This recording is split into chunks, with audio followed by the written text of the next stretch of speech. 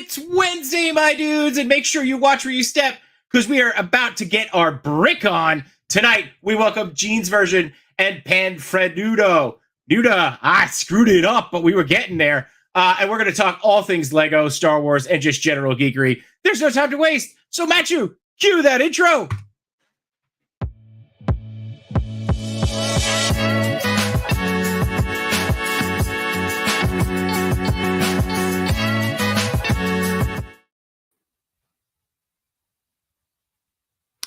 You were frozen for a second. Was I? Oh, it's not nerve-wracking at all. Just a second. Just long enough to give me a heart attack. That's cool. What's going on? It's another episode of Between Two Sentinels. It is episode 19. 19. I can't believe we're here. You say that every week. Still, every week. I am surprised we're still going. It's amazing. And people want to come on this show and talk to us. Tonight we have like more people on the show than we've ever had before. So it's pretty amazing. But yeah, I of course am Jshot. J's hot if you build your Legos and have all extra pieces.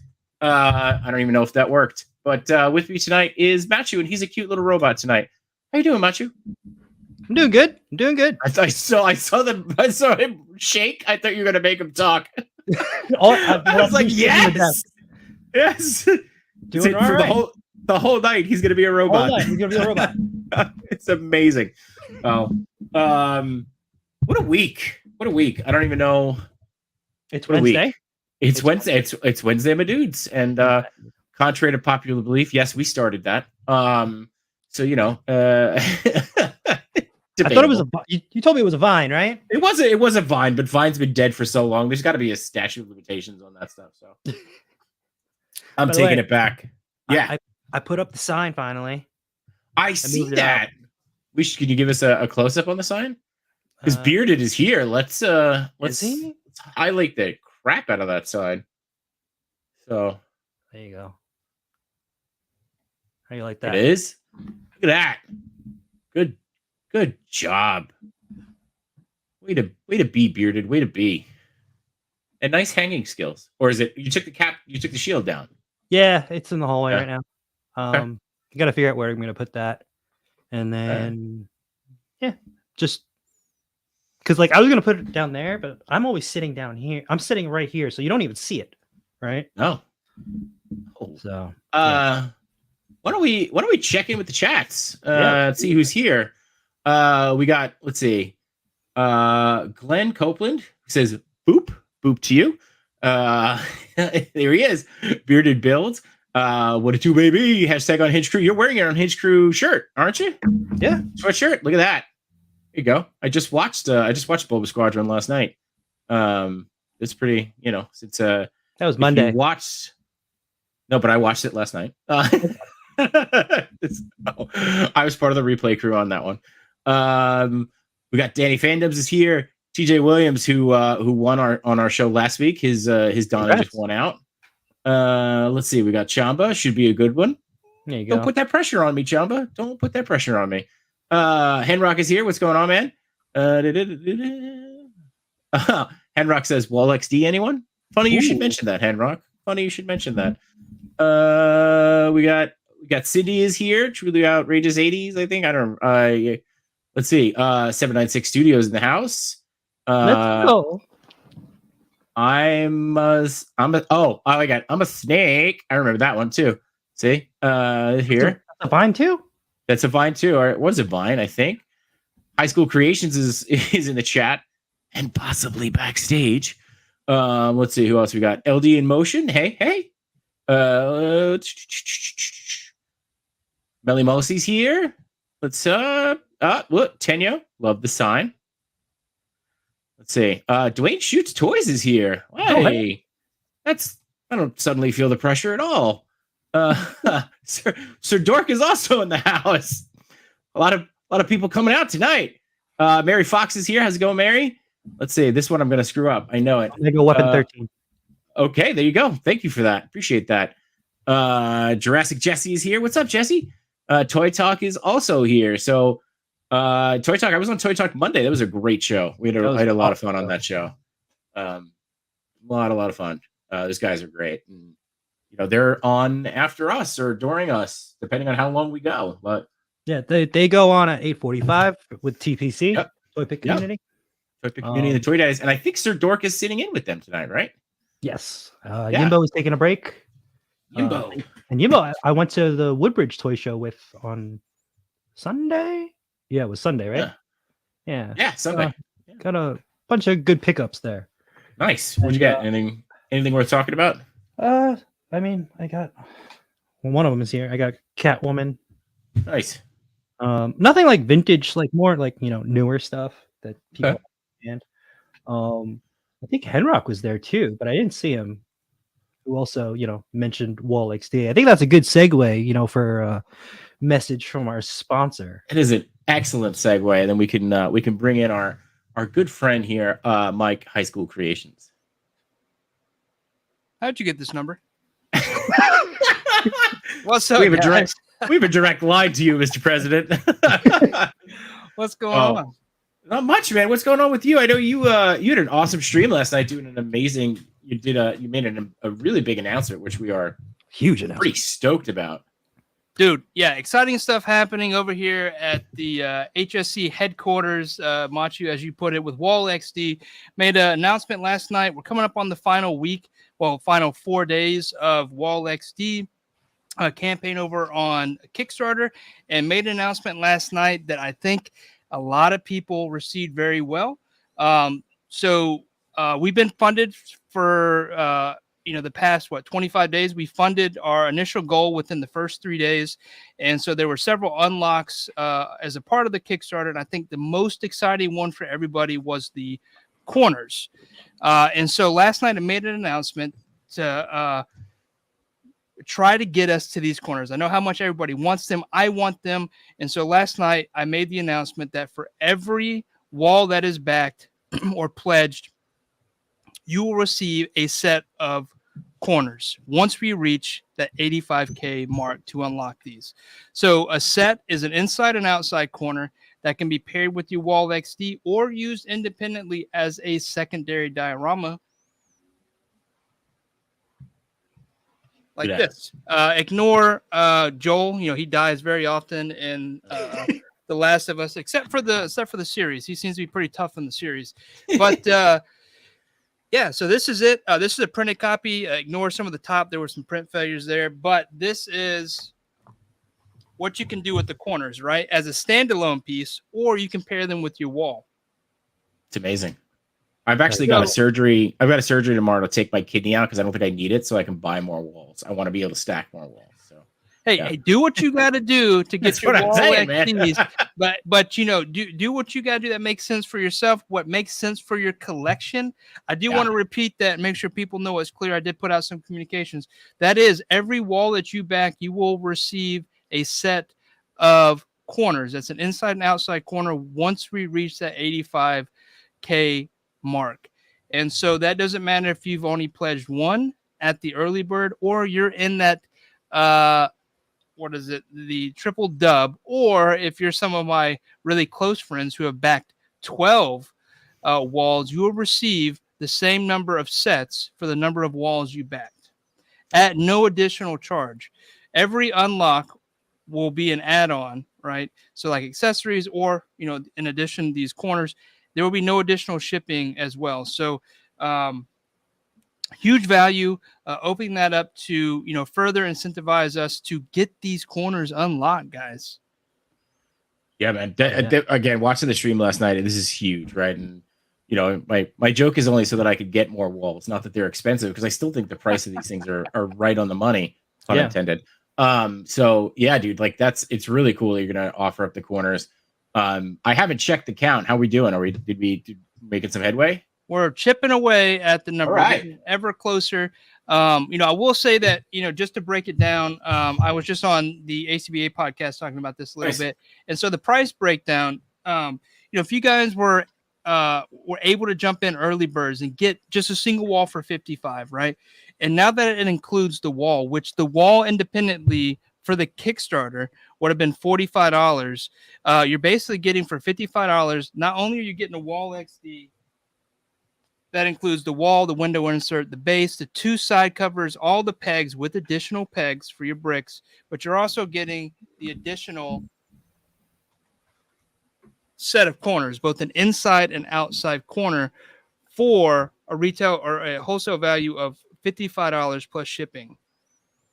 I mean, that's nuts. That's crazy. I feel like I'm what is that Rick and Morty guy? The ants and eyes Johnson appliances. I feel like I'm that crazy guy. I was gonna say it reminds me of Crazy Eddie. Crazy Eddie would have a Christmas sale in July. I'm Crazy Eddie and everything must go. Yeah. So that's what it feels like. No, dude, that's awesome. And then I loved it too that you even mentioned the stream last night, right? That even if you've already ordered, you could place an order 4 corners, you're still getting corners with every wall that you get. Yes, right? Your pledge for a single wall includes a set of corners. Now, if you want to, once we unlock, it will become an add-on. And then the other unlocks are still available too. Once we hit 65 or the other incentives like 100 for the roll-up door, those have come on as add-ons that you can add to your order. The only exception here is that the corners will be a part of your pledge. We just need to meet that 85K unlock. And then once that unlocks, you can buy additional corners if you want to, because corners are standalone, or you can use them in conjunction with the Wall XD to get crazy. You can bust all sorts of different moves. You can build full buildings, corner to corner to corner. The walls, to quote my good friend Mario, is the cheat code for Wall XD. The corners are the cheat code. What did I say? Yeah, sorry. Walls. The corners. Thank you. Matchu has been my champion all throughout this, reminding me of little things that I keep forgetting, like pinning the last comment on the Kickstarter. So thank you, Matchu, for reeling me in here. Yeah. Oh, that's awesome, man. And again, I can't thank you enough for all the work that you're doing on these. Like, first off, so happy for you that everything got funded. We're all dying for these corners, man. So the fact that you're opening them up at this point, where I'm stoked. I can only imagine how excited everybody else is. But yeah, dude, like this has been really great. And if you guys haven't backed Wall XD yet, we'll put the link in on YouTube. Go click there, check him out. It's just, this is something that's great for the community. It's something we've all talked about. It's a community member making something, and that's incredible. Just to jump in on that, it's not that he's opening it up. It's up to us and like everybody else who's still on the fence to, open that up, because it's only going to happen at 85K, right? Right. Yeah. But I mean, he's opening it up in the sense that it's included now. Right? Exactly. That's what I mean. Yeah. Valid point, both sides. The fact that it's included with your current pledge, but with the caveat that, we still need to meet that 85K mark, are both valid points. And thank you both. Yeah. Cool. All right. Cool. Cool, guys. Well, I hope that sponsorship check actually cashes. Matchu, make sure it's good. Or sorry, Matchu. What did I say? What do we call him? Matchu. Wait, did you write Macho or Matchu? Matchu. I don't know, but I don't understand why Matt's name is on the check. What is that all about? Sheesh. It's not the manager. I'll talk to my assistant about that. Need my 10%. I'm gonna make sure I get my 10%. Where's Dante? Yeah. All right. All right. Thank you, Mike. And again, man, dude, thank you for all you're doing. And make sure you go back Wall XD. Check him out first. Make sure you back him. And Mike, always a pleasure to have you. And you're welcome anytime, my friend. Anytime. Thanks, guys. Great stream tonight. Love Fred. Fred gets all the Lego points, so I'll be watching. Thanks, guys. We'll see you tomorrow too at on the Enabler. Oh stream. yeah, that's right. That's right. All right, guys. Have a great night. Awesome. Thank you, Mike. Bye. What a deal. All right. What a deal. But it's up to us, right? It is up to us. We've got to get it there. But TJ Williams writes, "Crazy Mike, his prices are insane." Oh, we got to jump on that. Awesome, man. So I mean, we got Gene and Fred hanging out backstage. I mean, unless there's anything else you want to do, let's bring them on. Yeah. Let's see if we can do this. Look at that. It worked. Hey guys. Hello. How are you? Oh. Hi. Hi. We good? Okay. It's like yeah. You're good. Yeah. You good? Yeah. You're good. Everybody's working. You're awesome. All right. So thank you guys for being with us tonight. And I know that, obviously this is a little bit of a we like to call it, what are we like? These are community members, but it's a little bit outside of what we normally talk about, but we're super stoked because who the hell doesn't love Lego? And really excited to have you. So I wanted to start with a really basic question. Do you remember your first Lego set? I'm gonna let Fred go first. Go. Okay. It was pretty early on, and it was Duplo as a kid. Aw, So like super duper early on. Now I couldn't tell you like an age, but it was definitely one of my first toys was Duplo. So just like in the Lego movie where like the little kid that doesn't even like speak words, and just making random noises. That was me with Duplo, and then of course just upgraded with a big bucket of just random bricks to kind of just let my imagination run wild. So not necessarily sets, which nowadays I'm typically focused on, but it definitely started with Duplo, random bricks, and kind of just making my own X-Wings and Millennium Falcons and TIE fighters out of random blue, yellow, red, white bricks. That's awesome. Gene? My answer is not that exciting. That's why I was like, I'm going to let Fred go first. I can remember exactly my first Lego set because I bought it less than a year ago. Oh. Yeah. It was that Darth Vader helmet here in the middle. Why can't I? Yeah. Oh, so you just started a year ago? Wow. Not even. Okay. Over Christmas a year and a half ago, my husband got us the Lego Advent calendars. Okay. I had been, I've been in the nerdy fandom internet space for a little bit, and I was like, okay, yeah, I always assumed I would get into Lego, even though I pushed back on it for so long. And he was like, oh, this could be like your intro. So I was like, yeah, let's build these little Advents. I was so annoyed. I hated that Advent calendar. I was like, how do people do these tiny pieces? And we were so dumb. We didn't realize the instructions were on the flap. So we were just trying to find the Wait, what? I've done plenty of those. I've done on the box and then trying to figure it out. That was part of why I hated it, right? And the other part was I was like, there's just the tiny pieces. Hey, stop, my doggy. They're hungry. So that was like my first Lego experience. And then for Christmas, he got me my first little Lego set, which was the Ahsoka and Darth Maul on Mandalore duel. Yep. So I didn't build that until after I built Vader. I just kept it in the closet. I was like, this is only 200 pieces. That looks too little. So yeah, that's kind of been my journey into Lego. My husband grew up playing with Lego though. So that's pretty good. Like the way that Fred was describing building things out of just a box of bricks. That's more what he used to do, because he used to just like take his neighbor's hand-me-down Lego blocks and free build stuff. Wow. Ironically though, he has not built a Lego. Oh, he built the Christmas wreath, but that's the only Lego set he's built since I brought it into Lego. Oh, you haven't gotten him out of his dark ages yet, huh? No, and he actually, I'm going to close the door. Sorry. My dog. Yeah, go for it. Go for it. The term dark ages is the term in between when you played with Lego as a kid and like you stopped playing with it because it was not cool, and then you pick it up as an adult again, and you're like, Lego's rad. Yeah. That time, that weird limbo time, is a common term known as dark ages for AFOLs or adult fans of Lego. I feel like if I had grown up with Lego, I would have also gone through a dark ages. So, but he definitely went through the dark ages. He bought a set. I was very strict about Star Wars only sets. And then he bought the medieval blacksmith. He bought it and he's like, I want this set, but can you build it for me? And I was like, okay, because I just like, building Lego at this point. But I built that set and I was like, this is incredible. It's just so much more different than, no offense to Star Wars, it's not that exciting. It's really not. So which is why I've been branching out of just the Star Wars line.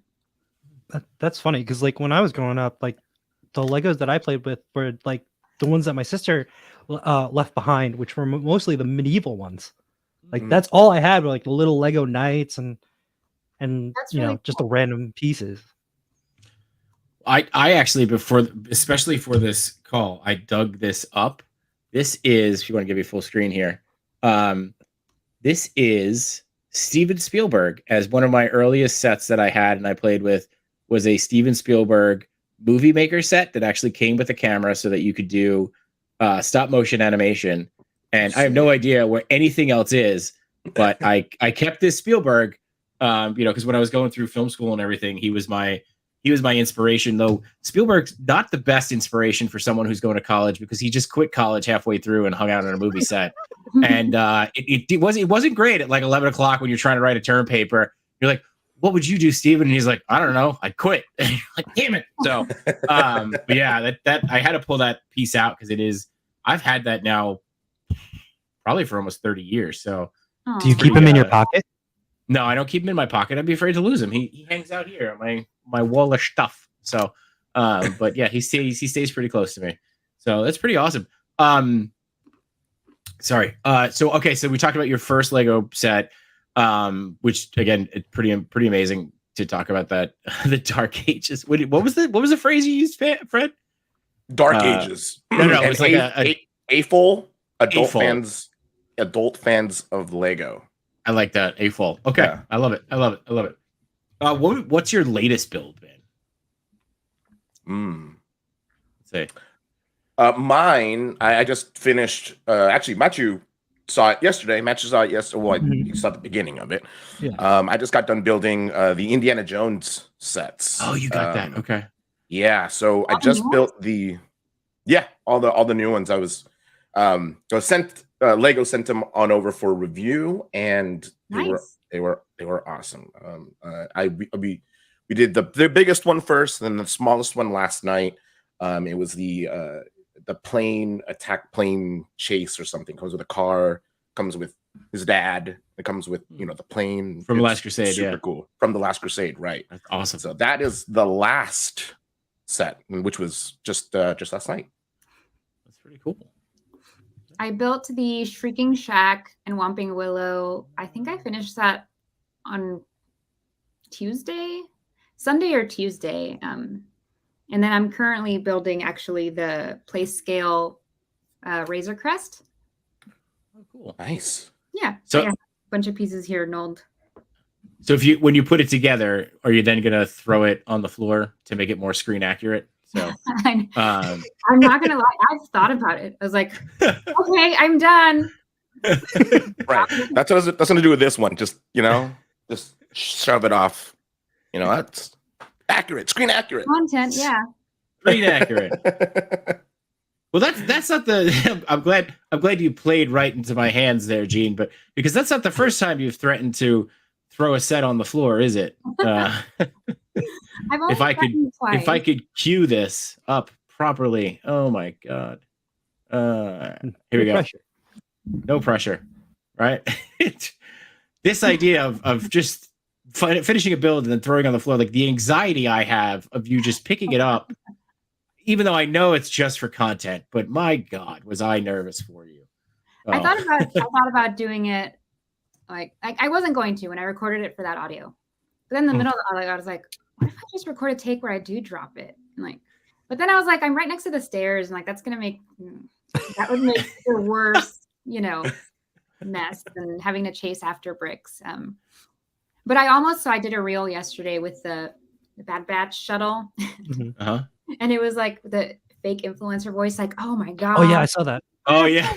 But by the end of it, I pretend like I was about to throw it away, but then the audio took off. But I did almost do it to that too. I was like, I think I'm just tempted to destroy something.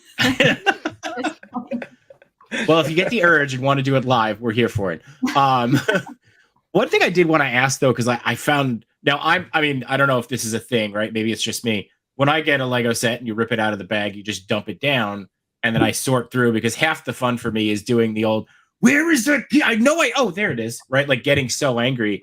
But you actually lay out, and this is like my OCD brain with this is amazing. Like, this is how you lay everything out? Yeah. That's amazing. If you want to zoom in on my camera right now, I could show you my. Yeah. Absolutely. I was in the middle of knolling bag 2 of. Yes. This is really awkward to laptop. But yeah, bag number 2 of the Razor Crest. Wow. I never would have thought to do that. I think I commented that on one of your videos. It's like the knolling and then the chef's kiss emote. Like, oh, it's so good. It's just really therapeutic for me, and that's part of what got me into Lego with that Darth Vader set. Is like I never thought I would get into Lego because every time I saw my friends were buying sets and stuff, very casual, like AFOLs, I was like, why would you want a blocky looking version of something? Like, I didn't get it. Yeah. I was like, oh, cool. You have a land speeder that looks like it's made of Lego. So I didn't get it. And then I was like, I really want these helmets because they're really cool. Like, I like the size on the shelves. And so I got the Vader helmet. Made sure my husband wasn't home because I was like, I feel like he's going to try to like backseat Lego because like I said, he grew up with Lego. So he wasn't home. And, I empty out the bag one. And I was like, I'm just going to organize. So I separated them out. And then I realized I had a lot of fun, like organizing them by piece and by color. So it kind of allows me to slow down because I'm normally not a very patient person at all. Mm-hmm. That's what Lego helps me do, is like live in the moment. And I get to, like, in my eyes, extend the joy of this set a little longer. I've got to try that then. Because when I'm looking for a piece in the bag, you're just wasting more time. You might as well just sort it out. I mean, I just throw them all on the table and then I just like literally like run my hands through it. Yeah, but if I'm doing that, yeah. If I'm doing a marathon build, like where I'm doing like 600-700 pieces like in one sitting, by the last 2 bags, I do also dump and build. Like I don't, but most of the time, as I've gotten more and more and been like building more and more, I would just separate it out into days because I was like, I like, making my build last a little longer. Yeah. And Fred, I was gonna say you've got your own style, right? On how you do this. Yeah. So I used to know, but doing it live on stream, just as Gene said, it takes some time. And so being restricted to, a 4, sometimes 6-hour stream and kind of building as much of it as you can on in that given time, especially with a large set, and you just don't have any time. I started doing this with the UCS Falcon back here. The dump and hunt, yes. Yeah, that's and I started sorting the bags onto these kids' meal trays. And Jeez. I can't tell you how many of these sets of meal trays I've sold via Amazon by using them on stream. They're like, what are those? Are those official Lego trays? Like, no, they're just from Amazon. And I searched kids' meal trays. I can also eat chicky nuggies while building. It's amazing. And so because they're like these brightly colored, trays that are fairly obscure, it's easier for me and my crappy eyesight to find pieces. So it's not necessarily knowing, it's sorting in a way, because you put all the actually. Yeah. It's like the smaller pieces go here or up here, right? I've seen Danny Bob do that on her live stream. Oh yeah, nice. Guys, it's super helpful when you're doing like a big, large set, or you kind of just want to, find the pieces right away, and or even, I'm sure, Gene, you've probably experienced runaway Lego pieces where they just come flying off your desk, like the cylindrical pieces. You're like, no. Yeah, you snap something wrong and it like blows out somewhere else. Right. Yeah, and just accidentally yeet Lego. So that definitely decreased the yeetage, the yeet percent, the yeet of Lego. With that. So that's pretty awesome, man. I love to hear that we're learning all these new terms like Knoll and AFOL, and this is great. I love this. This is amazing. Taking notes. You should be taking notes. I love right. Oh wait, we're recording. We just go back and watch it. Oh yeah. Yeah. Speaking of which, because we're terrible at this, make sure you like, subscribe, and share. We're so bad at that. Why are we so bad at that? But I love too that, like, so you talked about Star Wars Legos, but you guys are both pretty big, not that speaking from experience, pretty big Star Wars nerds, with or without the Lego themselves, correct? Yeah. All right. And I think Gene, you're partial, much like me, to the old I opened up too many pictures now, to the old Rebels. Oh my God, Rebels is my absolute favorite. Yeah. And there's the man Chopper right here. Such I love such him. a war criminal. He's my favorite. And then Fred, you've got hold on, because Fred, not only are you a Star Wars fan, but you're also a pretty damn good cosplayer. Oh no, that old Oh, thing. yeah. Look at this. No. Look at this. Ah, Oh my it's god. me. That's like join the Empire. We want you. You know, it's like a poster right there. I haven't liked it yet. Oh, Yeah, really? I am. That looks legit. Yeah, Oh, dude. So it was a lockdown hobby type thing where it was like, all right, well, I've always talked about cosplay. I've always talked about, really diving deep into my, love of Star Wars. And Mhm. I started to make friends online that were also in the 501st. So like, yeah, you could go to this place, that place, yada, yada, yada. And they'll ship it on over to you. It might take long because it's during lockdown. But I eventually got all the pieces for a screen accurate TIE fighter pilot, which is what was there. And so I'm in the 501st, the largest costume club in the world. For those who don't know what the 501st is, that is centered on charity work. And of course, they get the fun perks of sometimes being in the films or shows. Or the shows. Are you in Yeah. the Atlanta area? Huh? Are you in the Atlanta area? I'm not. I'm in Southern California. Oh, okay. Yeah. Yeah, So, the Atlanta area has so many because of Dragon Con. Like a lot of 501st people are in that area. yeah, there's definitely a lot there. There's definitely a lot here for sure. Yeah. They get a lot of opportunity to do all the stuff here. But yeah, so I've gotten into the 501st there. I'm currently in the middle of getting approved for my X-Wing pilot, or Carson Teva pilot, and my helmet is down there. Oh, that's gonna be awesome. Oh. Yeah, so I I've cosplay worn. too, but it's nothing that legit. And it's fun, even casual cosplay. I'm near Disneyland, so I frequent Disneyland and do the Bound, which is kind of like a loose cosplay. So I love the Disney Bounds. Yeah, so there's that as well, and I think that was kind of like my gateway cosplay was Disney bounding, and then now straight up cosplaying. There it is. There's me in front of the You got your own little fig too. That's kind of awesome. Awesome. Did you Love it. Did you custom make that? Like, is that a I don't know, is it a kit bash, or did you get it made? How do we? So the face or the head is custom. Yeah. Although they just released a face that looks exactly like mine. I think Lego owes me some royalties for that one. But yeah, that the face is custom, but the other pieces, the spoon, the X-Wing pilot body, the hair, that's all actual Lego. And this term, so I know you guys are jotting down notes and learning new ones. So the note for this one is sig fig, or signature sig fig figure. I think Glenn put it in chat. So sig fig is the term for your minifigure that's you. And so Danny Fandoms here asked, is that supposed to be the Galaxy Edge Spork? Is it really? Is. Wow. It is.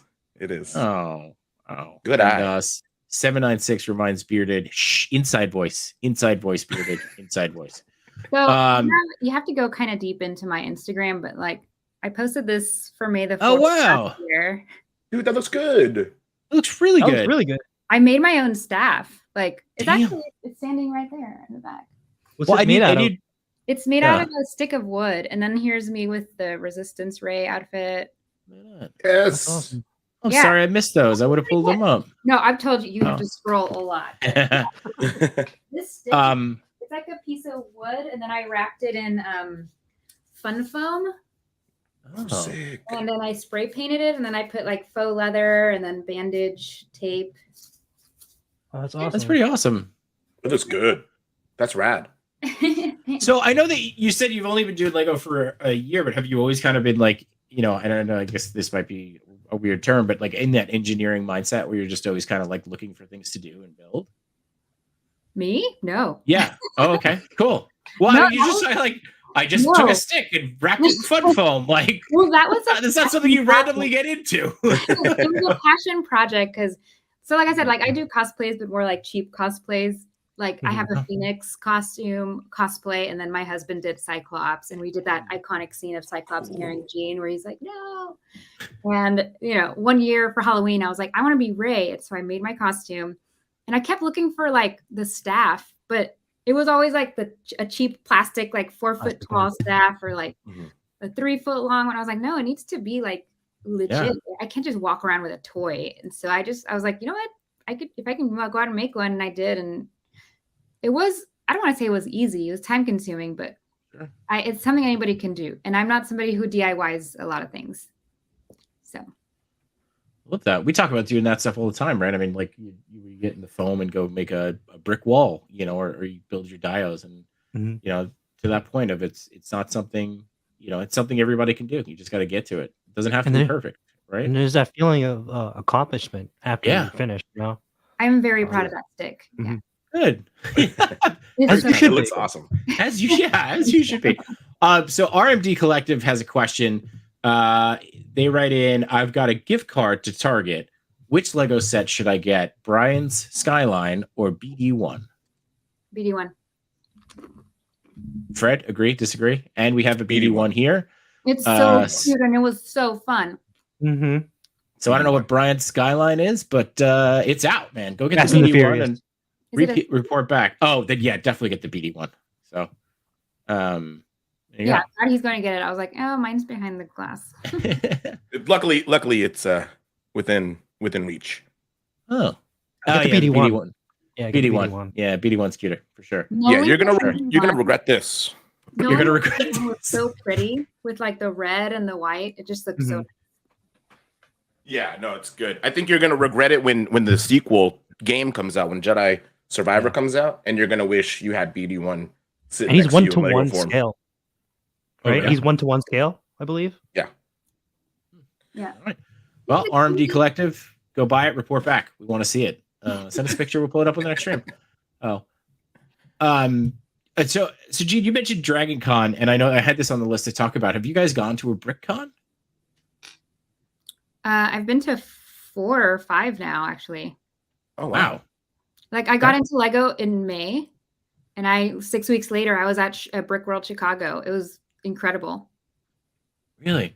I've never been to one. I just see the builds that come out of them, and they're nuts. It's like nothing I'd ever experienced before in my life. I mean, being new to Lego, and it was just like, what? People do different things with Lego without instructions? And there's 10,000 square feet of people, and then some of them are just like half a city block build. It was one particular one, but it was like a waterfall and a desert scape behind it. People are amazing. And so, I dove right in, and it was arguably the craziest thing I could have done, because it's like the biggest Lego convention. But I was like, I don't know, it just seemed like the right thing to do at the time. No regrets. I have yet to go to a Lego related con. I've done, LA Comic Con and C2E2 in Chicago, but yet to do a Lego con. However, I do intend on being at Brick World Chicago this summer. So nice. I'll see you there. Yes, I can't wait. All right, I'm really excited. You said you're in Cali, right? Would you go to Brick Slopes? That's in Salt Lake City in August. I wouldn't count it out. You should do it. That was like probably, besides Chicago, that was my favorite one, and it's run by some of my really good friends. Cody, who runs the Bearded Builders Guild. So he's a part owner, and then Brian, he doesn't really have a huge Lego presence account, but he also runs it. The Salt Lake City Lego people they have my heart. They're just such good people. And Brick Slopes was fun, like a lot of fun. And it should be bigger next year, or this year. Well, as many of those as I can go to, I'd be down. I'd definitely love to. Because there's no more, I guess, like 2 years ago or so, the California one was canceled. And so Brick Slopes would be where the Cali people would go to. Yeah. Where you should go to. Plugging Brick Slopes for Cody. You said Bearded Builders Guild? Yeah, I was gonna ask. Yeah. Yeah. Bearded, why aren't you in that, Bearded? What are you doing? Friend of What, friend of the show. You're a friend of, you're just missing that name. What is up with that? Like, Yeah. Well, how does one get certified into the Bearded Builders Guild? Honestly, I have no idea. Cody does the whole thing, and you have to have a beard. You have to say you're never going to shave the beard. Done. And I think you have to have like a mock at a Lego convention, and then they do like a ceremony. I don't know what it all entails. It's just what I've seen. Okay, well, I can't be in it, but I have the the supporter shirt. I can't be in it. Our own Bearded Build says, "Sign me up." Glenn says he's in it. Glenn says he's a bearded. Okay, this is fascinating. So we've got all new terms now. We've got a whole new cult that we need to figure out how to join. This is fantastic. I love this. BBG Forge is a company like that Cody has, and they make custom sig figs, and that's where I made mine. Where is my sig fig? You and I need sig fig. Yeah, you and I need sig figs. So. We need sig figs. So I got a bunch for this year's conventions, just like for trading with people. But here's me wearing a Chopper shirt. Oh, look at that! Oh, nice! I love that torso. Awesome. And I also wear a little backpack, so they put a little mini backpack on me. It's just like the cutest. That's awesome. Awesome. Yeah. I love that. So that's BBG Forge, like just not the same, but has the same name in it. There you go. Get building, guys. You guys got to come up with that's another term. A mock or my own creation. It's another. Yes. Oh, okay. So I got to make up my own thing. Oh, okay. Yes. So if I built this giant thing on my floor, it doesn't count. So I did want to get your take though too on the old Lego April Fool's release. With I don't know if you guys have all seen the majestic horse that they released, which the lead up and the build for this was just priceless. It's much wow. So much wow. Very excited. Very excited. And it comes with poop. I mean, like what's not to love? I'll do you one better. I held it. You held it? Yeah, I went to Emily's house this past weekend. Yeah. I was like, I have to go see the corgi horse thing. So I didn't post these because I don't know if she'd get in trouble or anything. Yeah. If I use it as content, but I might put it on my stories. That's amazing. So it was an actual set? So that's what I was about to get into, because I was like, how did this happen? There's no box. There was no instructions. The instructions were sent to them digitally. Okay. They're not allowed to share the instructions. Only 7 people have them. And and the bricks, like, they suck. She's like, did they use bricks that they ran through a dishwasher, or like 30-year-old bricks? Because like even when I grabbed it, like I noticed some plates were like, I was like, oh look, she didn't press it down. But I would press it and it would just like lift up again. And it was like plates that were big that would snap. So she's like, the whole entire time I was building, I was like, this is the lowest quality Lego I've ever had. So I think like, the whole thing was a joke. and they probably A, didn't give them a box, and B, didn't give them good quality Lego bricks, so that it doesn't turn into something that people are like, oh, I need this. It's super rare. It's like it's clearly just meant to be a gag. So I thought it was funny. I mean, the fact that they like had that whole thing out, and then I saw Emily. Is Emily? Yeah, because her Emmasaurus. Yeah, I woke up that morning and saw that Legos, like everybody getting it. Yeah, that's pretty clever. It was pretty clever that they had fairly well-known Lego content creators do that. Of all people, like it was just super fun, and to see that video and have it be that instead, I was like, oh man, this is great. This is awesome. Have they ever done? You guys have been in Lego longer. Have they ever done an April Fool's prank? Not that I've seen. It doesn't seem very like Lego. Doesn't seem on brand for them, no. Yeah. So like it is pretty cool. Well, that was kind of something that I thought that was pretty interesting. It was a topic that I thought you were gonna bring up or potentially bring up, but I feel like now more than ever, Lego has been doing a really good job. I think I've mentioned on Enablers before, but Lego has been doing a really good job of marketing and making sets that are geared towards adults and collectors. And I think they've really dug into that, knowing that probably a good chunk of their money is going to nostalgia chasing, actual income making, very irresponsible adults who are willing to just throw their cash blindly at buying something from their childhood. Yeah. You know, well, there was also that study, that article that was saying that adults buy what percentage of toys of all toy sales? Like, wasn't it something crazy, like 40%? It was like, it was like 40%. Yeah. Also, Fred, I feel attacked, by the way. Just FYI. So. Listen, I was describing me. Yeah. You're describing all of us. Describing all of us. If you walk into Target, like bearded, middle-aged men who shop at Target. And if you irresponsibly spend money, thanks. Think about it though. If you walk into Target, all the cool stuff is not in child's reach. No, it's all up high. Yeah, it's all up high. Yeah. And you're absolutely right. I mean, especially with like some of the newer releases, right? The Titanic ship, which is incredible. Have either one of you guys had that or had the opportunity to build that? It looks insane. Like it just looks. Wait, would you guys say that there was like a kind of turning point when Lego shifted to this? What Fred said, like listening more to like adult money. I feel like set. I don't know if it's just Lego.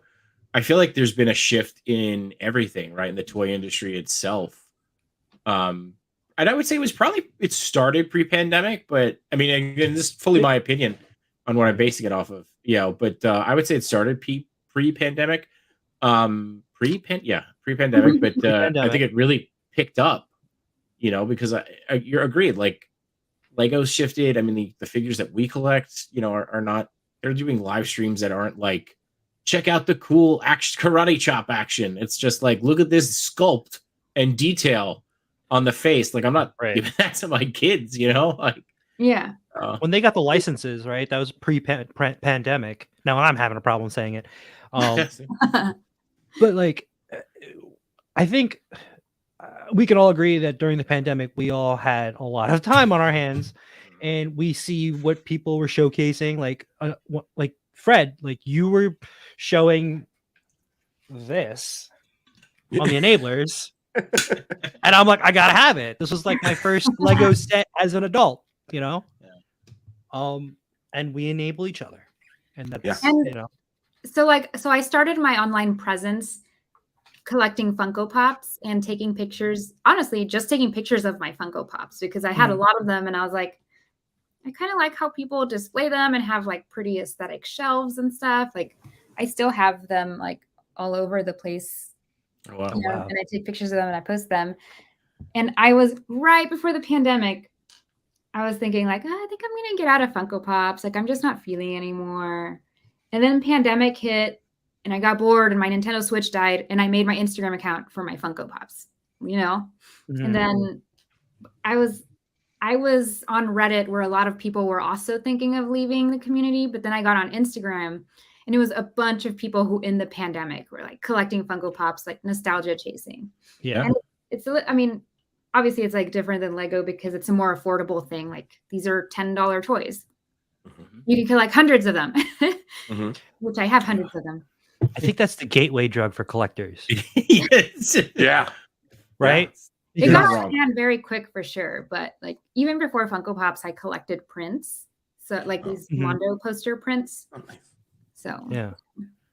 That's right. You had up, I don't think I pulled it, but you had the garbage chute, right? Was one of your girls that you've been chasing for a while. Yes. That one's remember that. pretty crazy looking. Yeah. It's amazing. And then I guess I could show you guys. Yeah. Look at that. That's an awesome display. Yeah, that is awesome. That is so cool. They're so cool looking. Yeah, look at the garbage. Yeah. I the garbage chute got it like for under $400. Hey, I've said it to Matt before, and I'll say it again. We've spent more on less, so yeah, it happens. Also, saying more on less. Here is Work More or Less, who has joined us. So what's up, Jason? How are you? Look at that. He also says these posters are beautiful. Danny Fandom says he started with Hot Wheels for him. It's a buck a car, hard to turn down. That's fair. That's fair. So we talked about kind of being in the pandemic and then getting started on stuff, and then Fred, you actually had some pretty awesome news last year that you started with Twitch and stuff, right? Yeah. So Officially that last year? was that was at TwitchCon, and so I was finally able to meet people for the first time, because I started just like Gene and starting the Instagram during lockdown. I started streaming, and it started just as variety streaming. So I'll be doing like a game one night, doing like a watch party another, and then occasionally randomly throw in like a small Lego set that I just randomly picked up at Target, and then just would set up my phone and live stream that and on Twitch. Oh, you can do that with your Twitch is sideways, right? Like YouTube. Mm-hmm. Sorry, that's very archaic term. Yeah. Theater. Yeah, totally. Hot dog hamburger. That's how I remember it. Yeah. So it started as that, and I slowly came to find that there was a Lego community on Twitch, and they started to come into the channel, especially when I was building a random Lego set. And about half a year into that, into streaming, so that was August of 2020. About January of 2021 was when I just pivoted and was like, forget video games, I'll just save that for my own spare time and just build Lego on stream, since I'm kind of just limiting my build time. Then it doesn't mean that I have to like go crazy and buy every single set, because I'm only building for 4 hours at a time, 3 days a week. And then there is just an awesome community that is on Twitch that is, I feel like, really, it's a really intimate setting on Twitch. Yes. Where as you guys are doing with chat here, kind of just speaking to them in real time, right? Like I'm technically, like we're technically just talking to random words that are going up and down on a screen. They could all be AI. Right. It could be. We don't know who's behind that keyboard, or if there's a keyboard there at all. Yeah. Right. Exactly. And so, and kind of just continuing to do that, building set after set, and building more and more community. And more nerdy people. There's nerdy people out there who want to talk to you. They just want someone to talk to. They just want to relate to someone. Yes. And I think that was easily why it was easy for me to say yes to Matchu and be like, yeah, I'm totally down to be here and talk about something I've been really passionate about on a platform that's different than what I'm typically. Typically this is my off night. I'm sitting here playing Destiny or something right after work and like just vegging out. But what do you play on? Community, I play on PS5. Okay. I have one. I have one. I don't have it hooked up, but like we can definitely have a game night one day. You got it for sure. But to build community, right? And I've loved hanging out with the YouTube crew, once a month with the enablers and hanging out with y'all. And of course, Gene has, like you said, hanging out with nerds, hanging out with geeks, talking all nerdy stuff. I'm sure you build a great community on all the platforms that you've broadcast on, and even made really good friends just through Lego. Yeah, it's been amazing. I don't know. I never felt like Lego was a very woman welcoming space. And then so I told y'all, like I got the advent calendars, like not this past December, but the December before that. And around that time I had started following Emma Soros on Instagram. Didn't know her, like we weren't friends. I wasn't even into Lego, but I was like, oh, an influencer, like who's nerdy, who's in town, like I'll follow her. So like I was in the know about some Lego news just because of her, but none of it made sense to me. But I was like, oh, like she's having like so much fun with Lego, and she was posting about how she does that for a living.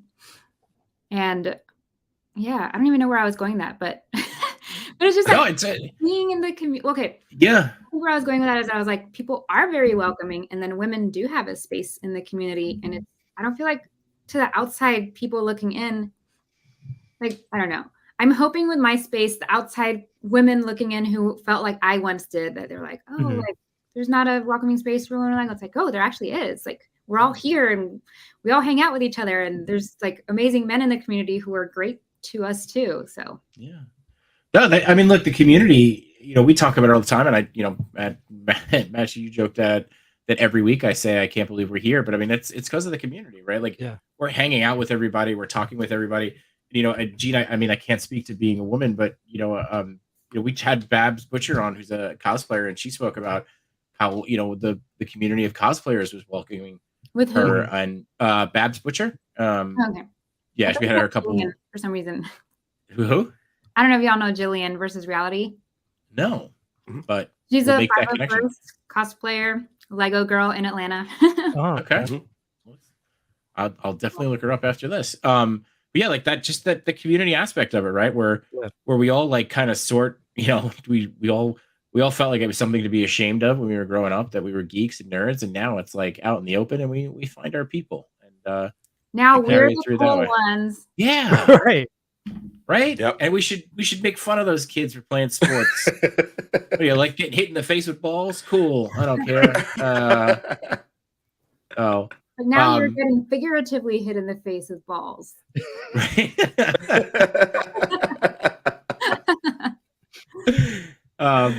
So Gene, you talked a little bit about like being an influencer. Do you consider yourself an influencer, or do you feel like you're just, I always thought the term was weird, and I was like, I just wanted to post pictures of my cool things. Like that was it, So I denied that term for a little bit until I started getting paid things. Until I started getting paid gigs, and I was like, okay, this contract really says the influencer. And I was like, okay, so I guess I am an influencer. But yeah, you could say I've like embraced it, but I don't know. I like to be accessible, and I don't feel like, at least before I was in this space, because I've been on Instagram for over a decade on my personal account following influencers, and they always seem so inaccessible. Like you send a DM and they don't reply back. Like they no communication back. I don't ever want to be that. Like sometimes I'm really bad with my message requests, especially the last like 6 months. I've been terrible with my message requests, but occasionally people will make it out of there because, I'll just happen to be there. And like, if you're down to chat and you're sincere, I want to talk to you. And if you don't have anybody else to share this excitement with, people will send me like, look at my displays, but they don't have like, you don't have to have a collector account to have friends that are nerdy. Right. So, and if you're just not being creepy or asking me for feet pictures, I really am down to talk. But if you for feet pictures, I'm going to block you and decline you. If you get asked for feet pictures, you just send like this, like here they are. Yeah. So I associate being an influencer with inaccessibility, and I don't associate myself that way. Like it's not like followers. It's like you said, it's a community that I've built. Right. And I think my community is so amazing, and they're so interactive with me in DM and in comment and in stories. And they're really loyal, and they listen like when I make suggestions about things, and I'm nothing but transparent. Like I can only be myself. So yeah. That's awesome. And, I love that you talked to about, being a woman and an influencer. And I feel like it's something that's important. My daughter is big into Lego, right? Like, and I like, she gave me this because she wanted me to show this off on the stream tonight. Like, oh my God, this is her latest build, right? Like, how old is she? So, she's 9. She's not here. Oh my God, and she built that? Yeah. So she was really excited. But it's interesting because I never would have thought like this community wouldn't be welcoming or anything along those lines. It's just like she saw Lego, and it's something we do together. And I just, I look at it as something that's just fun to do with her, and that kind of aspect. Do you just have the one kid? I have 2. I have a boy, but he's a feral animal right now. He's 5. Oh, that's funny. He's a sweetheart, though. He ran into the wall before, and then he apologized to the wall. So, he was like, literally went bang, and then like after he was undazed, he like looked at the wall, went sorry, and then kept moving. And I was like, okay, at least he's a polite little animal. So, yeah. You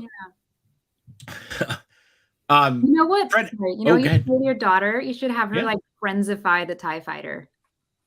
Oh, that's a good call. Okay. So okay. Yes. Yeah. I think I know what that term means. Let's see. So here's a Jedi fighter I made.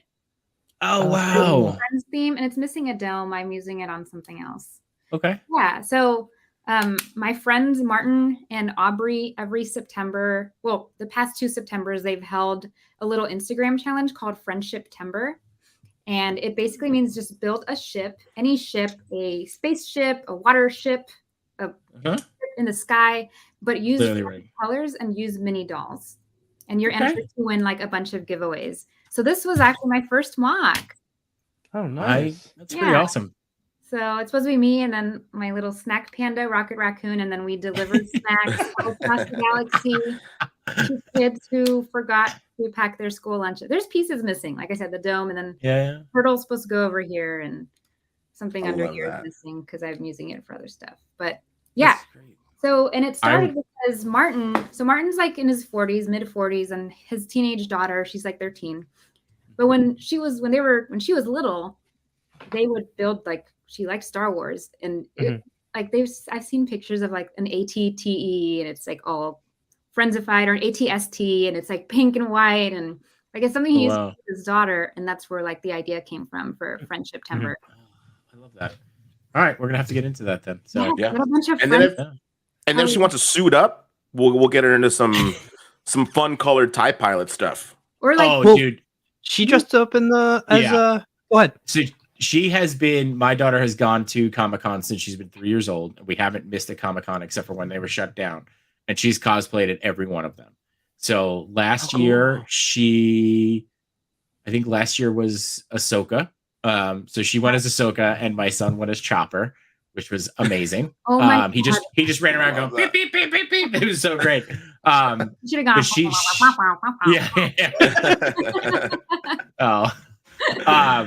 That was very good. It was really good, actually. Look out, Filoni. She's coming for your job. That's right.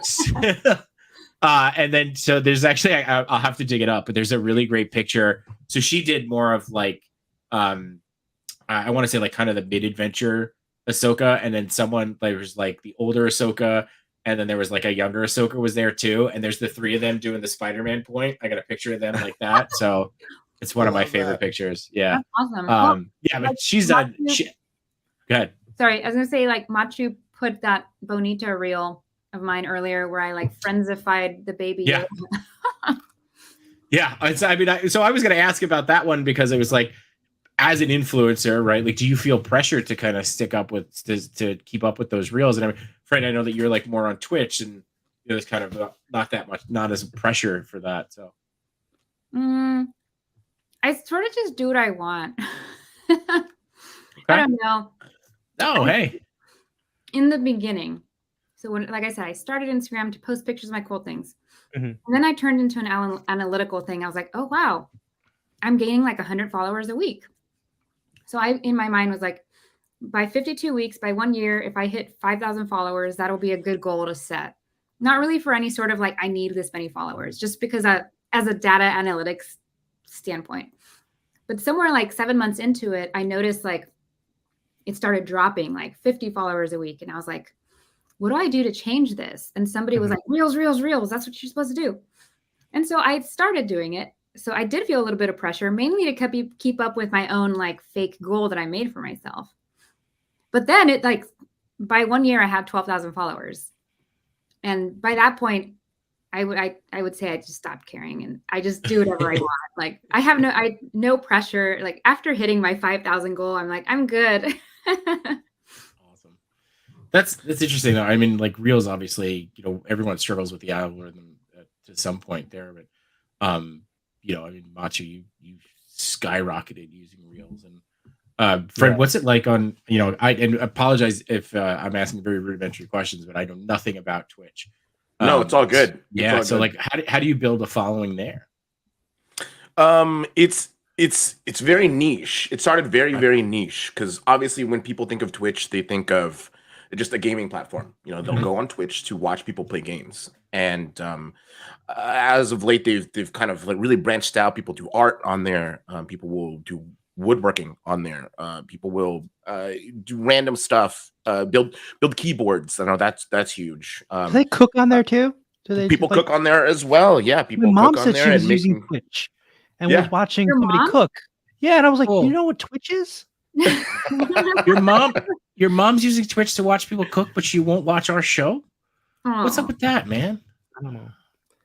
Yeah. Sorry. But no, you're good. No, it's true though. Like, you know, and now I more than ever, I feel like it's definitely started to branch out to those of people of all ages. Like people are starting to kind of, I guess, see Twitch as a platform, not just for gamers or not just for, you know, a particular demographic, but a larger widespread demographic. Are you? I definitely. I don't know. Do you mind me asking? Are you doing like the minimum 20 hours a month on Twitch for the Lego creation payment thing? No, actually, no. And I love that you said that you kind of just do your own thing because Yeah. that's exactly what I do. And as 796 Studios just put there in that comment in which I just dance my rear end off, that's me. That's exactly it. That doing the noodle dances and just having fun. It's always a party. Every time It's I always catch yeah. the stream. I'm like, what It's is always this? This is great. Yeah, it's always a party. It's always fun. Some, you know, everybody jokes like, well, some Lego gets built, and you could, I guess, call it a Lego stream, right? But it's definitely there's. At first, there was that pressure. It was like, well, there's a particular demographic here that I'm kind of having to appeal to, and I have to like rake in those gamers or whatever, and kind of be like, hey, this is kind of a theme that's pretty similar to a game. You should check this stuff out. But no, the Lego community is super diverse on there, and from all over the world, all sorts of ages, all sorts of, you know, interests.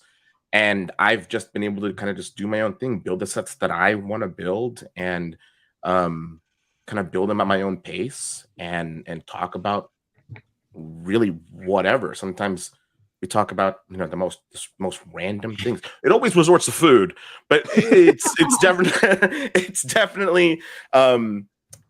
it's definitely the pressure is only there if you put it on yourself, I think, is what ultimately what I wanted to come across. And there may or may not be a minimum or whatever it is to stay relevant. But no, luckily I don't have to hold to a time frame or however long it is, and being part of the LAN or the Lego Ambassador Network through my Twitch streams, which I thought was pretty crazy. So being part of the Lego Ambassador Network, being a recognized Lego fan media, I get to have, you know, review sets sent to me by Lego to show on stream. And one of the things they told me was, we chose you and your stream and your community for you and for your community and for how you do it and how you deliver it. And I thought that was just a huge kind of just reassurance of, hey, like being me, being unapologetically me, and influencing others to be unapologetically themselves is the right thing.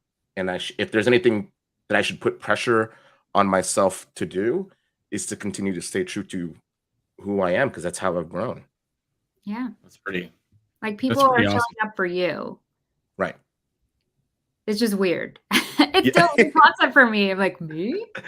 Yeah. I haven't washed my hair in 5 days, but it's like the way I put myself out there sometimes, I'm like, I can't believe I just like showed people. But you know, like the people appreciate authenticity, I think. Yes. Yeah, definitely. Definitely. Also, I'm gonna. Sorry, how long have you been in LAN? I think it'll be it's less than a year. So I've been in LAN since I want to say October. Last October was when Nice. Very cool. Yeah. So I'm assuming that you're in the LAN. No. Oh, you're not. Oh. No, Emily's in the LAN. Right. No, Emily's in the LAN and has been doing more Twitch stuff. And yeah, it's she was telling me that she's doing the paid 20 hours a month thing, and she's like, it's kind of like a big commitment. Yeah. I'm not at that status yet. She's her stuff. I don't is know great. how many Twitch followers she has. I have no idea. Yeah, she's getting up there. I know her. Obviously, her following is mainly TikTok and Instagram, but she's definitely getting up there. Definitely getting up there. And also, where's Torrentu at? You want some of this? Oh, Torrentu's right here. I was just gonna ask. You want some of this Torrentu? I thought you were like here. flexing. I was like, a little bit of that. You know what I'm saying? Oh, he's flexing. It's just not what you think flexing. Yeah, he's definitely dropping the flex there. Doing, like the show thing. Yeah. That was awesome. I have to do a slight humble brag. A few years ago, when I was working at a different company, not the company I'm at now, we did these live streams called Google Hangouts, and I got to go to Denmark to see the actual Lego headquarters.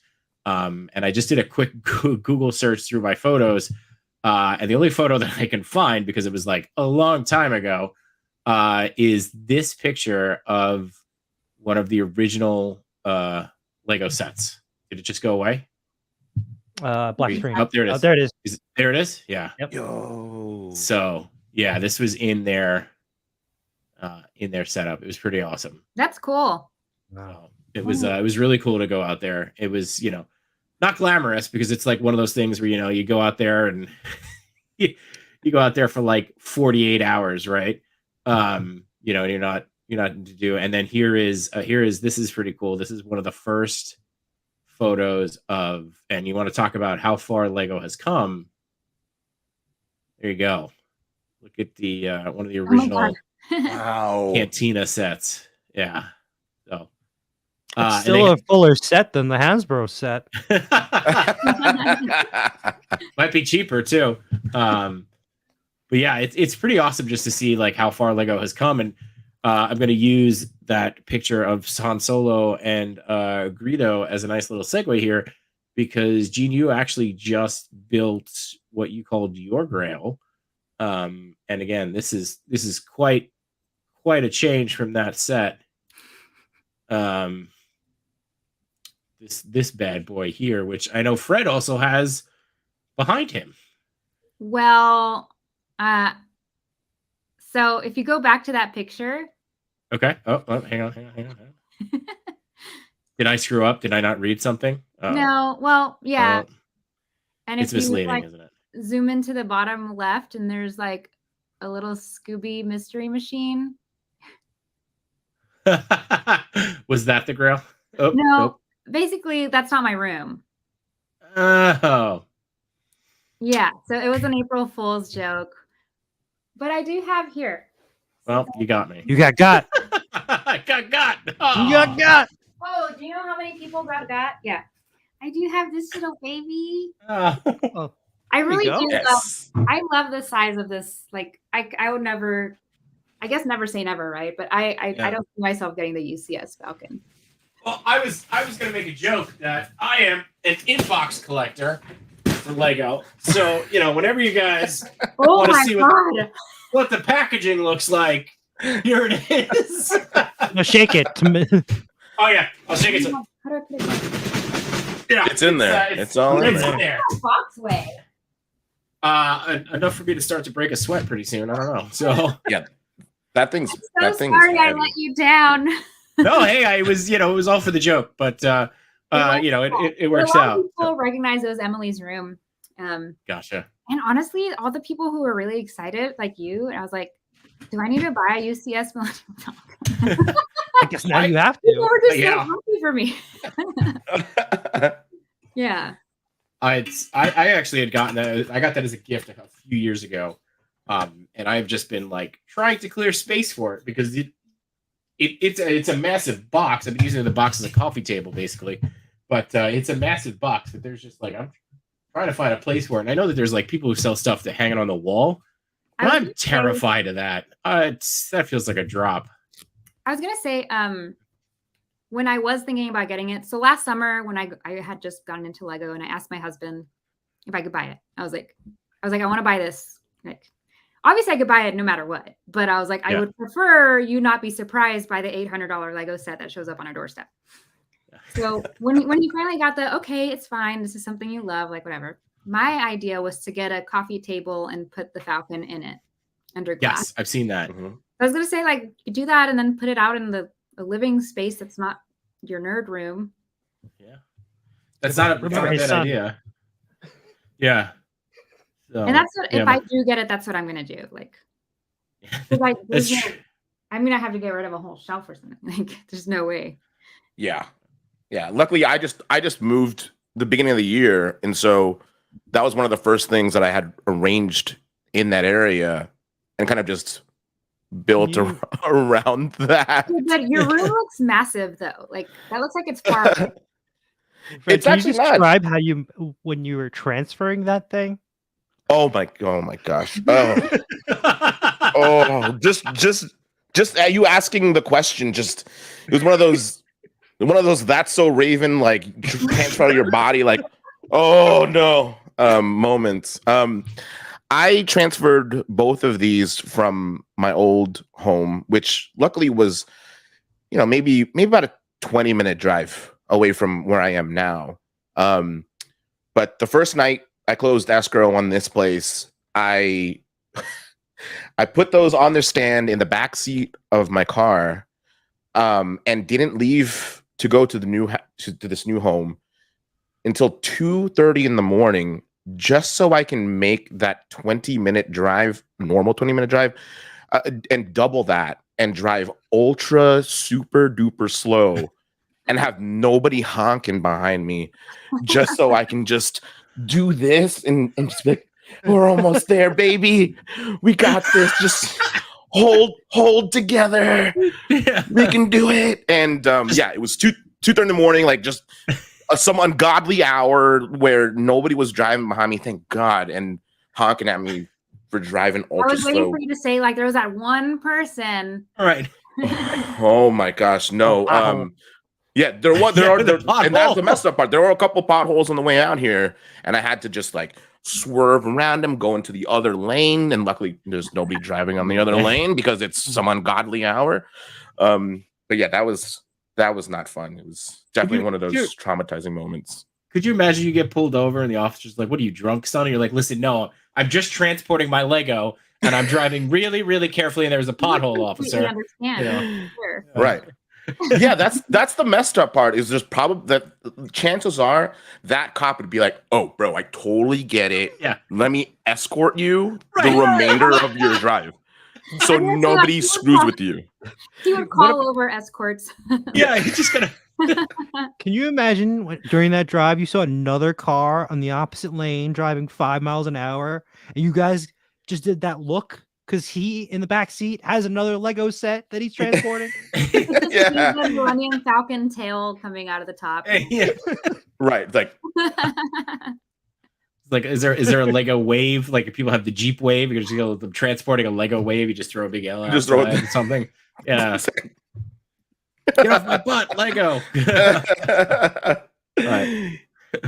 Yeah. So it definitely, as far as making space is concerned, no. I had to, again, like, kind of everything else is built around for it. Yeah, it's like everything else is going to be around this, and that's kind of like, the centerpiece, which essentially is what that is, right? You're not going to spend $800 on a set like that for it to not be the centerpiece of in Emily's room, it's basically the centerpiece. It's like, there's two shelves next to it and then one under it. Yeah. Yeah. Once it gets built, check back in 3 years. I'm sure it'll be built by then. I'll be more than happy to display it. So obviously one of the downsides of spending a lot of time with Lego is the old stepping on the Lego trick that destroys us all. And this showed up on my TikTok not 20 minutes before our call. And I knew I had to bring this up, our call, our stream, whatever you want to call it. would you participate in something like this? Oh no. Absolutely not. So each box here, I'll kill the audio but each box basically you don't know if it's empty or full of Legos, and as you jump through, you get eliminated. So the question becomes, would you participate in this? And if not, what amount of money gets you to the point where you would participate in something like this? So there's plans to do something like that in Chicago. Okay. Yeah, with some friends of mine. Do you guys know Adam, Ant Bandit? The name actually does sound familiar, yeah. So he does a lot of stop motion Lego, and he makes those videos for Lego in some cases. And we were at his house in Atlanta. Like, he had a house party after one of those nights. And we did this video. I don't know if you guys have seen it. Oh, let me stop sharing here. Or do you want to chat it over? Yeah. Well, I don't know. Oh, okay. Yeah. So, and then the guys come in at the end. Yeah. So basically, that group of people sent us that video that you just showed, and we're like, Chicago, this is going down. I was like, I don't know that I could do it. This is the summer, right? It's summer. It's in June. Okay. Oh, I'm busy all of June. Sorry. Yeah, I won't be able to I'll be on the side taking video and laughing. Yeah, someone's got to film it, right? Yeah. Really, really hard, and being like, thank God I'm not part of that. Well, it seems like the video you shared, I didn't actually finish watching all of it when I watched it personally, but it looks like not everybody makes it all the way down too. So people actually are pushing each other out of the way to potentially step on them. Yeah. Well, I love too at one point the guy off camera is like, oh man, if I were you, I wouldn't pick the blue one. And everybody's like, reverse psychology, I'm picking the blue one. And the blue one's got a ton of Legos in it. That guy was so confident. He was so cocky that he was trying to get misled, and he jumps and oofa. But yeah. I told when I first got the subscription option on Instagram, I was like, if I can get to this many subscribers by the end of the month, I'll film myself walking on Lego. And I didn't get to that many subscribers by the end of the month, which is fine. It was like something like 50 subscribers, and I didn't. But I was like, I'm kind of glad. I've actually enjoyed that. Temporary pain, but yeah. With the subscriptions on Instagram, does that put more pressure on you to make content? I do feel like I let my subscribers down a lot. Okay, so doesn't put pressure on you. Okay. I do have pressure on that, but at the same time, a lot of them, like, even though I haven't made content, I don't think I've made any content in March. Like, I only lost like 3 subscribers. Like, a lot of those people, for them, it's like supporting me, what I already do, and they don't care about my extra content. Like, they don't care about the tips that I give them and stuff like that. They just want to support. But I don't know. I don't rely on any of the money, like, off of any social media stuff I make. So it's like extra fun money and a thank you and stuff like that. Well, I'll tell you what, if we go up 50 subscribers on this YouTube channel, Matchu will jump in with full Lego. I'll do it for 100, but not 50. I'll think about it. Tori Rensu wants to know if 796 is going to participate. Mario, you in? Tell you what, Mario, we'll make Mario do it. When we get those corners unlocked. I'll tell you that. We get that Wall XD corners unlocked. We'll make Mario. I'll get some Lego together and make Mario do it. He'll do it. Yeah.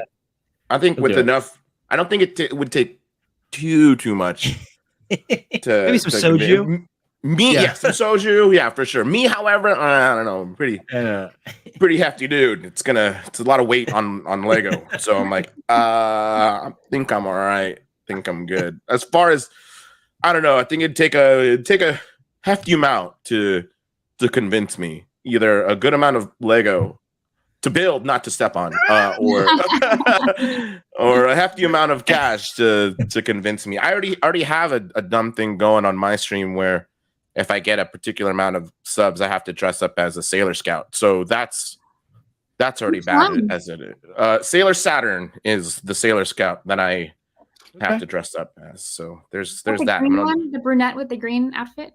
It was I think she has like purple, darker hair, like purple skirt, kind of like a maroon. Oh, okay, yeah. Oh, yeah. I inadvertently helped with that goal, didn't I? Yes, you did. You did. You were like, "Oh, say less, Fred. Yeah. You got to dress up as a Sailor Scout." Done. Here's some subs, sucker. I think we're gonna drop that link. We're gonna help. Yeah, we're gonna help. How many more subs do you need? Oh, it's a good amount. It's 2,000 by the end of the month. So it's a pretty hefty goal. That is a big goal, but we'll wait, 2,000 to go or 2,000 altogether, and it's basically 2,000 to go. It's about 70 or something right now. Well. Yeah, let's hit that goal. Yeah, let's hit that goal. The way Gene's looking right now, I think you're at 71. So I was like, where is it? Yeah, one last to go. I'll find you. Yeah, all the links are in the description. All the links are below. Don't worry. We'll bold that one and we'll have him back on. Awesome. We want to look at some picks. I know that I'm loving this conversation, but we want to pull up a few picks. I know I purposely went through and went and sought out some Lego specific toy photography shots, which a lot of them now I was pretty impressed with.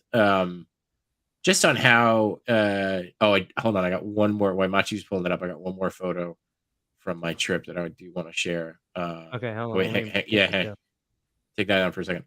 This was one of the first full sets. Oh wow, you guys see it? Yeah. Zoom in a little bit, right? Like look at the cars and just the road. It was a really cool experience to get there and kind of meet these people in person and do a stream there. So, but it's like I figured if any scale, it does. As I figured cool. Anybody would appreciate this, it would be you guys. So, yeah. All right. Toy Redsu says he's gonna plaster it all over the internet. So, get ready, Fred. No. Yeah. So this was one of the picks that I found. Again, I was completely just diving into the Lego toy photography, completely blown away by what people are doing with these figures now and just how interesting they're getting. I mean, this is awesome. I mean, I don't know if this is a custom build or a sig fig. See, I'm learning. But did they make a Breaking Bad Lego set? Because I may need it. There's no way, right? No, right, that's what I figured. Yeah, I was like, that does not align with Lego values. Right. Yeah. So Lego holds itself to a particular set of values. I mean, even when it comes to real IRL kind of airplanes or warships or tanks or even things like that, they kind of shy. Yeah, no military things. I was even surprised that they stuck a gun, like a handgun, in the Indiana Jones sets, and obviously we all know who one of the main antagonists of Indiana Jones is, at least the group that is associated with it. Yes. And so they as far as Breaking Bad is concerned, they wouldn't do that. They wouldn't do Game of Thrones.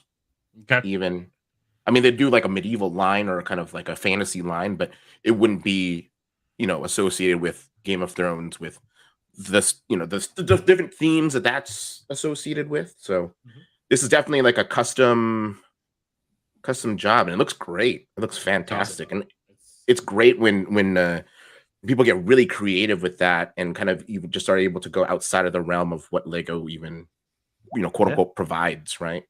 And I love the framing too. Yeah, it looks good. Yeah, the framing really sells it for this one for sure. Cool. What's you got? Ooh. I thought this was good.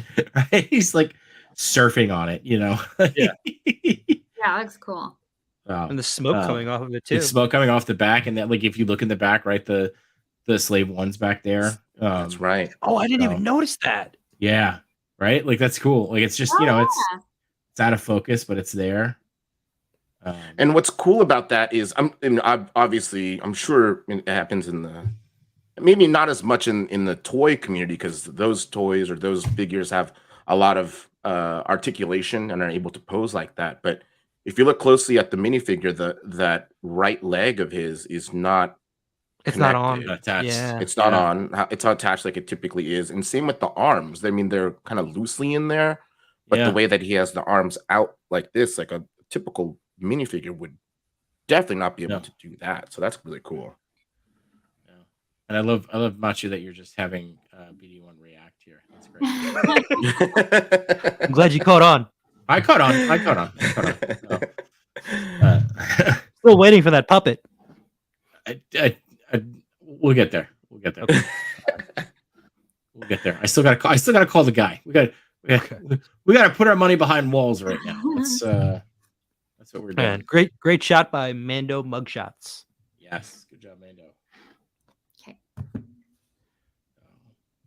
Oh, I had to pick this one. That's beautiful. Especially with all the if you're watching Mandalorian and all the hints of what I'm sure is yet to come. This is just, I love this. And it's Chopper. What's not to love about Chopper? Yeah, killing it. And I don't know if we've mentioned it either, but I like the price of these minifigures are, and just the Ghost, the old Ghost set has just skyrocketed. And I have and all it's of just them. oh my gosh. Wow. See, that'd be like my grail right now. Like just getting all I didn't buy the set new. I pieced it together myself. And then the minifigs, I also just kind of scrambled. I don't have like all the Sabines and I don't have Thrawn. I have a custom Thrawn. So, but it's complete to me. And and that's probably what the coolest part of Lego, right? Like you didn't have to like go and rely on a whole set. Yeah, I just wanted the piece on my display. Right. Oh, so good. So much emotional damage in one photo too. What did you say Chopper was again? Chopper, like he has the most unconfirmed kills in the galaxy. Yes, yeah. Chopper is a war criminal. He is a war criminal. Yeah. I'm glad I have this droid instead. I don't have to worry. I love this. Mike Hex writes, "Pew pew." Vroom. Oh, we need. Oh, what else you got? This one. This one, I just love the face. It's just fun. That's what it's about, right? That's what it's about. You know, just having like that derpy little minifigure head underneath a bucket. I don't know if this is just me, right, or what the intention was for this photo, but like I almost look at this as like a weird graduation, right? He's almost like lifting his helmet up, like, "Hey, Mom, look at me!" You know. I got to the academy. I got in. Yeah. That's the story I had in my head when I saw this photo. And then he gets like instantly punished. Yeah. I ain't even hit a single target. Right. And I'm in. Or he's the one that hits his head running into Empire 1, right? And then so Matchu, I'll steal the screen back. So Jean just sent over some. Yeah, I know you told me like days ago, but I forgot. Good. We're just. It's been so I was like, I'll pick. That's my friend Martin. I was talking about the Friendship Timber stuff earlier. So he built a minifig scale size Disneyland castle. And look at the little Mickey. He has a ton more pictures on his page, but that's the one he had at the top. So he built this. That thing's massive too, right? Like, the pictures aren't doing it justice, like at all. It's massive. Right? Like it's 200 pounds or something heavier. Wow. He also built that Encanto house to scale and that Rapunzel's tower to scale. Wow. And he built that. It's all him, right? There's no set. No set. That thing. I mean, gosh, that Encanto house is massive. Well, there's a set, but it's not nearly as detailed or as large as that. Like, No, the set is meant for kids. Yeah. I was gonna say I thought I saw a set, but it doesn't look like this at all. No. This roof alone is like $4,000 from all those little bread loaf pink pieces. It's hard to. Oh, is that what those are? Yeah, they're all the little, the little bread loaf, those pieces. Yeah. Mm-hmm. That's crazy. And then I've been seeing like these people that like look at a little detail. Oh wow. Oh my gosh. And he like built it out on the inside too. Like it's all detailed. Oh, Dance of the Birds. Oh wow. He had that. He's had that on display in a couple of conventions, right? Brick World Chicago, I think, was the first one. Okay. Last summer, and it won Best in Show. Yeah, now, I can see Fred, why. Were those the same pink flowers that you made infamous? Those look like the pink flower of the infamous 3-in-1 Majestic Tiger, aka Booty Hole Tiger. I didn't make it famous. It just so happened that AFOLs around the world thought it was great that it was anatomically correct and would not let it go since it was, announced. And so, definitely the famous pink flower. I thought this was cute. This is cute. There's no. By the way, there's no natural segue from Booty Hole Tiger to this. So I just, we just jump right in here. That's no natural segue. So, but yeah, I just grew it on a rocket. I think it's great. So. That's my friend Nicole. I think you all know her, but I love her. She's as much of a sweetheart in person as she is online. And what I love about that is that those are actual sets, and not technically not mocks, and just put two sets together and made a quasi mock. I guess. I mean, I've seen that work of art. Yeah, you made art. I've seen that baby Groot with the birdhouse. Oh, okay. And I've seen it with the flowers a lot. Yeah, I've seen it with flowers. I've seen it with the Stratocaster set too, where he's just like rocking out with the guitar. But I saw some baby Groot with the orchids, and I have mine set up downstairs that same way. Oh, how cute! I love he's that. Just like looking up at them. Because my husband was adorable. Like, you can only have Lego plants downstairs. And I was like, well, Groot is a plant. You're not wrong. You're not wrong. Yeah. You are not wrong. So we have that Groot here too. That was one that my daughter wanted really badly. So she got it and banged it out. It's so good. It's really so good. And the fact that it comes with the cassette. Yes. It's awesome. Oh, awesome. That's awesome. Mm-hmm. Yeah. People think it's a real set. I don't know why. I just haven't. Yeah, you had that on it. Yeah. I was like, wait, is it still where it was? But everybody, so whenever I was just like laying downstairs because I built it on the kitchen counter, people thought it was a cassette, and it was like, oh, this is Lego? What? Like, this is such a good job. Like, because there's no studs, like very few studs. Yeah. Well, if you want to feel old, when your 9-year-old is building it, and then she goes, "What's this?" and then you have to explain to her what a cassette is and how it gets played, and the intimate relationship a cassette has with the number 2 pencil. So if you ever want to feel old, that's what you got to do. Man. So, yeah. All right. And then she'll get introduced to a CD, and then you'll feel like, no, you would not know what a CD is. Go talk to your grandfather. Yeah, go talk to your grandfather about an 8-track. All right, that's all about. Good luck. Awesome. I don't even know where else to go. I know we're at an hour and 40 has flown by, and we typically try to take to an hour, but I obviously want to be respectful of everybody's time. And we talked a lot about a community, and I do want to do our usual community shout outs, and obviously thank you guys for joining us, and thank you to everybody who's watching live and watching on the replay. But I do want to do a quick shout out to our friends of the show. We'll run through our little calendar here that I promise someday we'll have a graphic for, and then maybe I won't have to rip through it. But that wasn't a dig, Matt. That was just I got to work on stickers this week.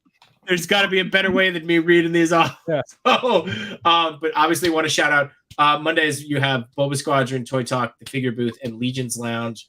On Tuesdays, be sure to tune into Chat Migos Assemble on Unparalleled Universe. Wednesday, there's the ACBA podcast, TPC, and Toy Daddies.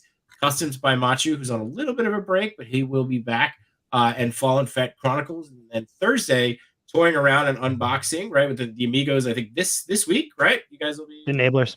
The Enablers will be live. Sorry, I don't want to cross streams. Yep. But Amigos are tomorrow as well, along with the potential of Sir Dork. Friday, ACBA is back and Unparalleled Universe, and we have Infinity Equation. Then you've got Yimbo Reviews Everything, Lazy Boys Sundays, and once a month, the Infinity Creators will be live on Sunday. So, and that's just the YouTube shows. That's just the YouTube. We got to start with the Twitch. Now the Twitch, yeah. So Fred, when are you? Well, we're gonna add you to the calendar, buddy. When are you on? We'll make sure we plug you every chance we get. For sure, I'm on Tuesday, Thursday, Sunday evenings on Twitch. So Tuesday, Thursday, 7:30 p.m. West Coast time, and Sundays 7 p.m.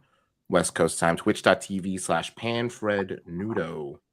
Lego all the time, and the occasional dance. Occasional dancing, and make sure you go and sub, and we'll see him in as dressed as Sailor. What was it? Sailor Jupiter? Sailor Saturn cosplay. Sailor Saturn. Sorry, yeah. Let's make it happen. You guys, it's just gonna look like a big ugly toe hanging out of a hole of a sock, guys. That's exactly what it's. I'm just letting you guys know that's what you guys are in for. That's it. Either way, if you have a chance, check out his stream. It's really entertaining. It's fun. It is like walking into a party. That's amazing. I'm so laughing. Big toe hanging on the sock. Oh God, incredible. And Jean, where can everybody make sure that they catch up with you on? I'm really just on Instagram like all day, every day. Perfect. Trying to do like the Twitter thing, and I did make a Twitch account with the intent to start streaming, and I have yet to. So, but my handle on Twitch, TikTok, Instagram is Jeansversion. YouTube also.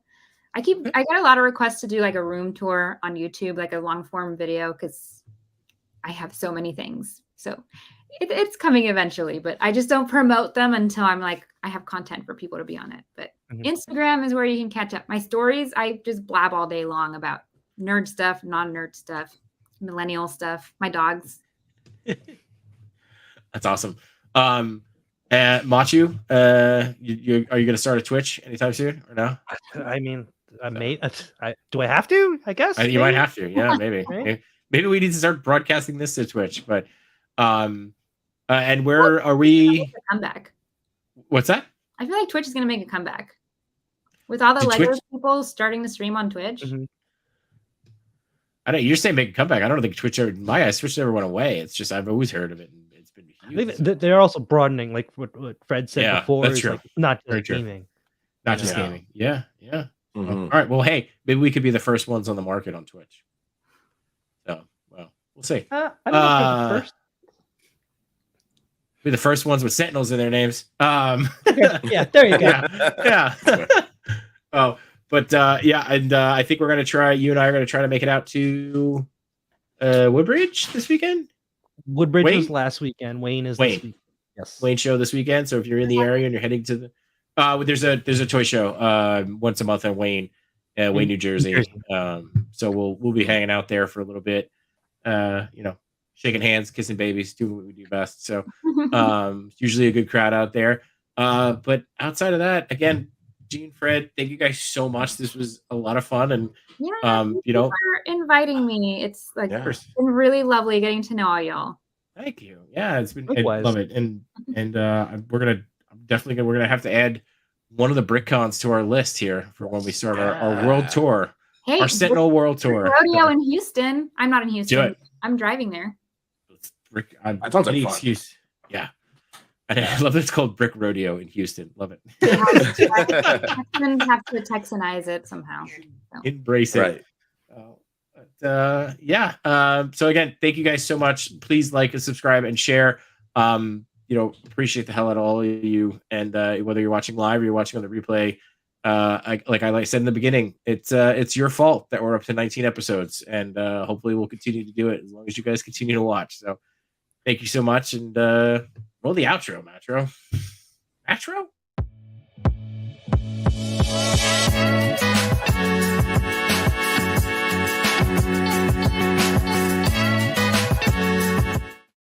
You guys want to come over? Want to help me build this? It's really heavy. Literally, I want to buy it now.